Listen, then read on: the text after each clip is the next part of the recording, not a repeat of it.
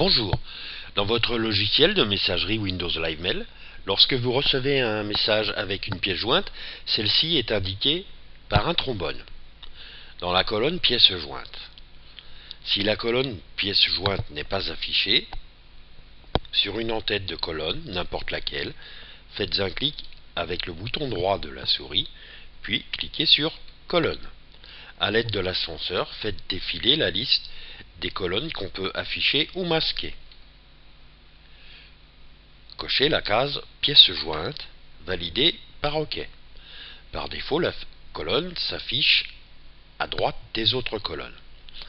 Pour la déplacer, maintenez enfoncé le bouton gauche de la souris sur l'en-tête de la colonne, puis déplacez-vous vers la gauche. Au fur et à mesure du déplacement, vous voyez apparaître entre les différentes colonnes une petite ligne verticale bleue. Relâchez le bouton de la souris devant la colonne 2. La colonne pièce jointe s'affiche avec le trombone, symbolisant la pièce jointe attachée au message. Pour enregistrer la pièce jointe, affichez votre message.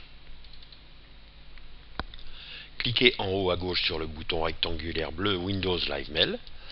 Survolez sans cliquer le bouton enregistrer, puis cliquez sur enregistrer les pièces jointes. La photo attachée au message figure dans la zone pièce jointe à enregistrer.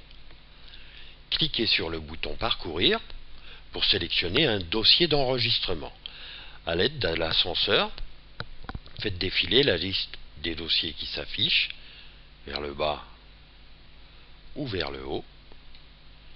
Cliquez une fois sur le dossier où enregistrer la pièce jointe, puis validez par OK.